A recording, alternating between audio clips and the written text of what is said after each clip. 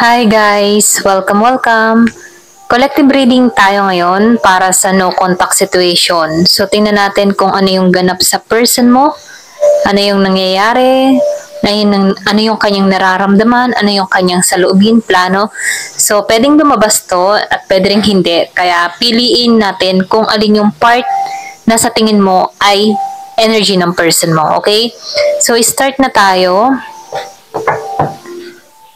Thank you nga po pala sa mga nagsusubscribe, lalo-lalo na po sa mga bumabalik. Marami pong salamat. Give me the message for a collective. Ano yung kaganapan sa person mo ngayon?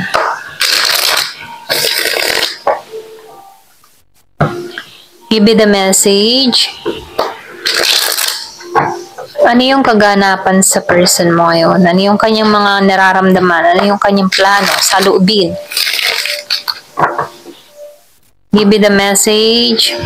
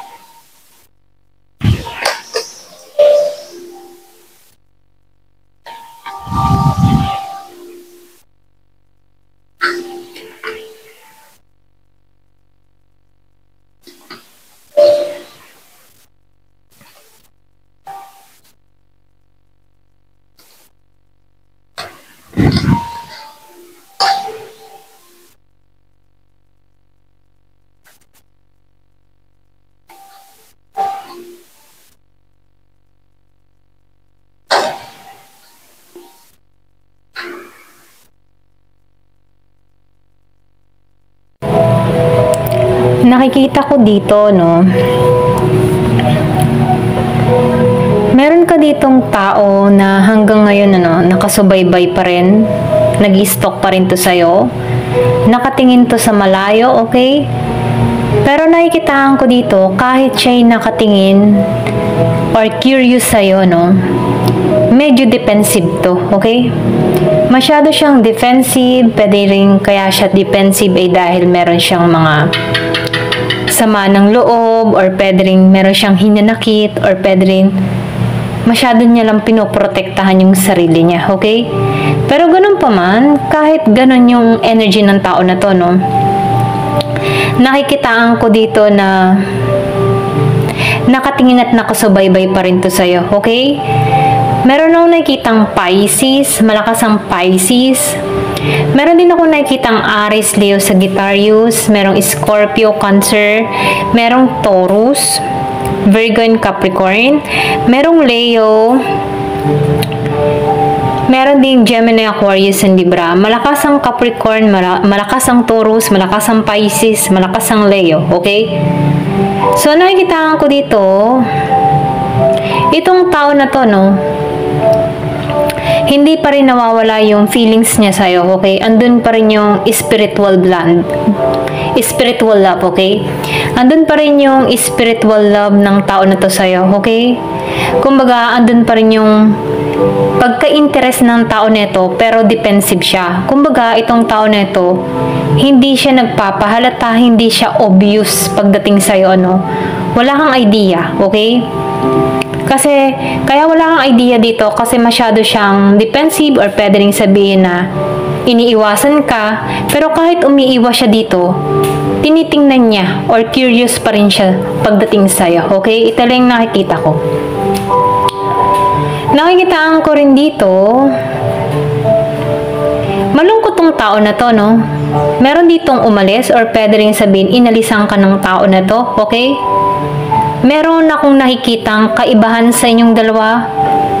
Nakikita ko dito na yung isa sa inyo, stable yung pamumuhay, okay? Pero nakikita ko dito, no? meron ditong napilitan na alisan ka, okay? Pwede rin merong involved na ibang tao kung bakit napilitan to, na alisan ka, okay? Pero nakikita ko dito, umalis to na labag din sa kalooban niya. Meron siyang mga nilihim dito kung bakit inalisan ka niya dito, okay? Yung iba, ginusting ka, or pwede rin yung iba sa inyo, umalis ito ng walang paalam. Wala kang idea kung bakit nilisang ka ng tao na to, okay? So, nakikitaan ko dito, itong tao mo, no, nahugot to ng lakas ng loob, okay? Meron tong sarili niyang problema or meron tong sariling kinakaharap na kung saan, ano, malakas ang loob niya na makausa dito, okay? Sa mga problemang na-encounter ng tao na to, okay? Pero nakikitaan ko dito, itong tao mo, medyo charming to, okay? Malakas ang appeal ng tao na to, okay? So, nafe-feel ko dito, malakas yung charisma niya, malakas yung kanyang datingan, malakas ang loob din niya, okay? So, nakikitaan ko dito, medyo padalos-dalos din to sa mga desisyong ginagawa niya, okay? Ito lang yung nakikita ko. Pero nafe-feel ko rin dito, ano, meron tong mga pagbabalak na ginagawa. Pero kahit nagbabalak siya dito, no, yung parang tipo na gusto niyang kumilos pagdating sa'yo, gusto niyang harapin ka, gusto niyang mag-message sa'yo, pero siya rin yung pumipigil sa kanyang sarili para hindi niya ituloy yun, okay? Merong pumipigil sa kanya na hindi ka kausapin, hindi ka niya pansinin, okay? Pero na-curious siya dito, no? Curious siya, pero hindi siya gumagawa ng aksyon.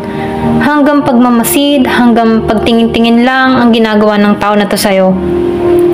Malakas ang loob niya, pero pagdating sa'yo, napapatigil siya dito, okay? Parang may pag-aalinlangan, okay? Yung bang tutuloy na siya, pero nag-aalinlangan siya, nagkukuli-kuli, okay? Ito lang nakikita ko. So, nakikitaan ko dito, no? Kaya medyo merong pumipigil sa kanya dito. Kasi itong tao mo dito, hindi niya pa alam kung ano yung tatahakin niya. Hindi pa siya makapag-desisyon dito para sa'yo, okay? Kumbaga, hindi pa siya, parang bang nasa 50-50 situation siya dito pagdating sa'yo. Parang nag-aalanganin siya pagdating sa'yo, okay? Or pwede rin sabihin na wala siyang, yung bang tipong wala siyang maipagmalaki sa'yo, okay? Meron kang tao dito na hindi pa stable yung pamumuhay dito, okay? Ito lang yung nakikita ko. Pwede rin sabihin ikaw, okay yung iyong estado, okay? Samantalang siya dito, hindi, okay? Kumbaga, itong tao mo dito, yung mga pinaghirapan niya, unti-unting naglalaho, or pwede rin sabihin, nabangkarot ito, or pwede rin na nahihirapan siya pagdating sa financial niya, okay? Ito lang yung nakikita ko dito, no? Kumbaga, hindi siya umani dito ng tagumpay. May mga kakulangan or merong mga kaganapan na nangyari dito sa tao na ito kung bakit hindi umuusad or hindi lumalago yung kanyang kinabukasan o kapirahan niya dito, okay? Nakikitaan ko rin dito na itong tao mo medyo mapagmataas, okay? Or pwede rin sabihin na mataas yung ego niya, mataas ang pride niya, okay? Kaya defensive siya dito, no? Alam niyang may pagkakamali siya, okay? Kasi merong pag-aabandon na akong nakita. Pero kahit may ganun siyang side na pag-ugali, siya pa rin yung mataas dito, okay? Meron siyang sariling paniniwala na kumukulong sa kanya kung bakit hindi siya nagiging open sa'yo, okay?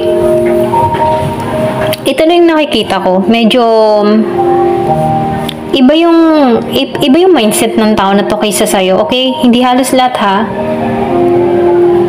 So, nakikitaan ko dito, nalalaman ng tao mo to, okay? Kumbaga, alam niya na may pagkakamali siya. Parang meron dito nag-uudyok sa kanya na pagbabago, okay? May nag-uudyok dito sa tao nito na kailangan baguhin niya yung style niya dito, okay? Or pwede rin sabihin na itong tao mo dito, medyo nahihirapan siya mag-transform, okay? Pero alam niyang kailangan ng pagbabago, okay? Pero nahihirapan siyang baguhin yung sarili niya dito. Wala siyang lakas para alisan to, okay? Yung mga bisyo niya, pero alam niya na may mali. Kumbaga may gumuguhit sa kanyang kaisipan na dito na kailangang may itama siya or kailangang may ayusin siya sa kanyang sarili dito, okay? Kumbaga kinakatok, ginigising na or pwede rin nagkakaroon na siya ng realization, okay? Na kailangan ng pagbabago, okay? Ito na yung nakikita ko dito. So, tingnan natin dito sa card na to.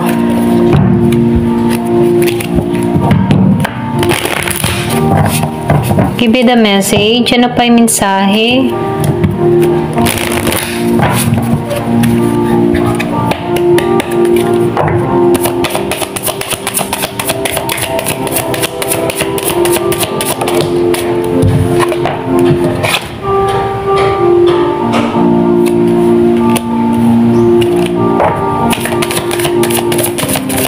Alam mo, sinasabihan ka dito, no?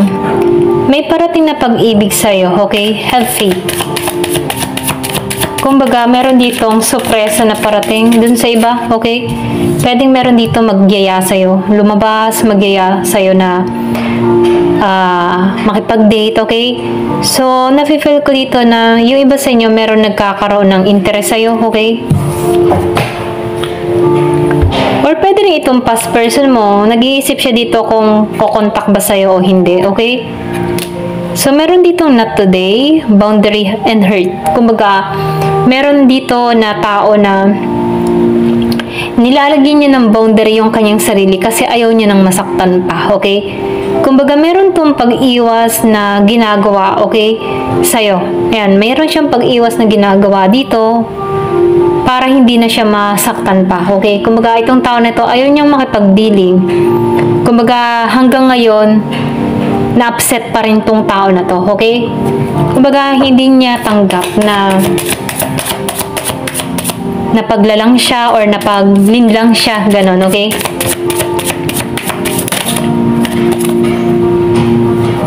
Yung sinabi ko kanina, sa simula nung card, ano, meron nakamasid. So, meron tumitingin talaga, okay? So, lumabas, ano, meron ditong tumitingin ng larawan mo or pwede rin meron ditong tinitingnan kung meron kang picture dito sa tao na to. Kumbaga, kung may nakasave ka sa phone niya, pinagmamasdan niya yung picture mo, okay?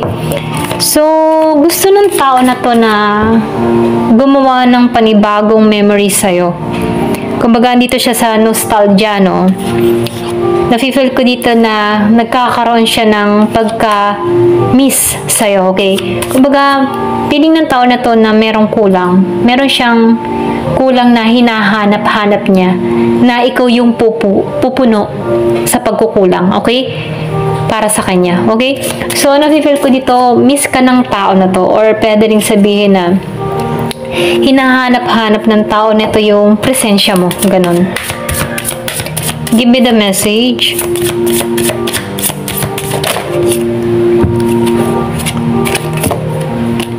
So, merong talagang nag-i-stalk, ano? Yung kasasabi ko din kanina. Nag-i-stalk tong tao na ito, okay? Watching, looking, ganyan. Tinitingnan ka na to sa malayo, pinagmamasdan ka ng tao na to.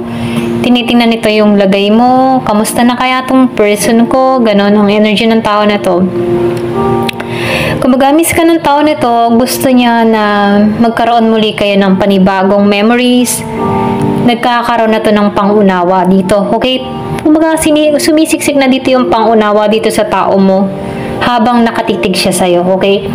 Pwedeng habang nakatitig tong tao na ito, nagbabalik tanaw lahat ng mga nangyari sa inyong dalawa, yung mga masasayang memories, okay? Nagbabalik tanaw siya. Parang sariwa pa para sa kanya yung mga alaala yung dalawa, okay? So, nakatingin to sa'yo, ito rin nakikita ko. Teddy bear. Pwede rin sabihin, syempre magba-Valentine's na February, ano? Kumbaga, ngayon niya namimiss na gusto kanyang makadita, no? Ito lang nakikita ko. Gusto ng tao nito na makipag-flirting, namimiss niya yung landian yung dalawa, mga ganun, ano. So, nakikita ko dito yung gusto ng tao nito na ma-date ka, okay? Yung masasaya yung tawanan or mga kwentuhan.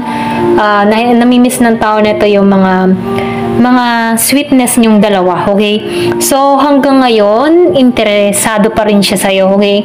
Kumbaga, namimiss niya. Kumbaga, ikaw yung teddy bear niya, no? Namimiss niya yung teddy bear niya, okay? Ito lang yung nakikita ko. Pwedeng lagi kang niyayakap ng tao na to, okay? Siyempre, February, so lumabas tong Cupid, ano? Kumbaga, itong tao na to, miss ka niya, okay? Gusto kanyang imbitahan, pero nag-aalanlangan siya, okay? Kumbaga, medyo may pumipigil sa tao na to na tumungo sa'yo, okay? Kahit yung puso niya, alam na sa'yo, okay? Kumbaga, gustong-gusto na ng tao na to na makita ka, makamit ka, okay? They want you, mga ganyan, ano. Pero, may takot. Pwedeng takot siya sa'yo, okay? Pwede rin ikaw yung malaki yung harang na nilalagay dito, okay? So, tingnan po natin dito, no? Give me the message.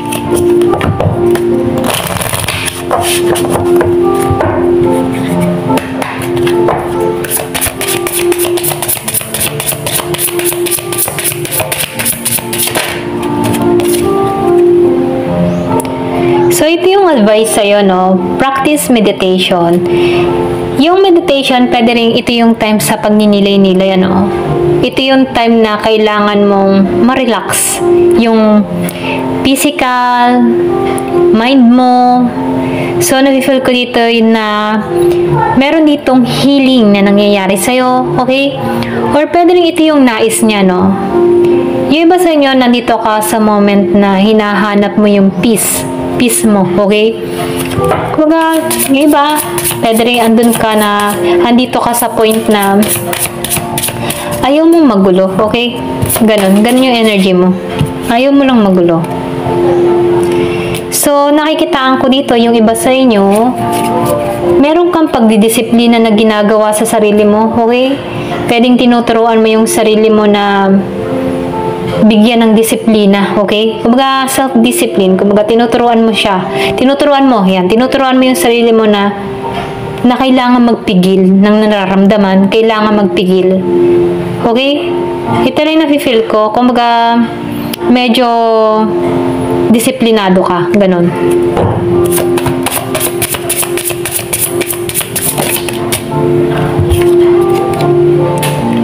Be open to love. So, sinasabihan ka dito, kahit nasaktan ka, okay? Kahit nabigo ka sa pag-ibig, be open to love, okay? Hindi naman halos lahat ng may encounter mo katulad ng naranasan mo sa past person mo.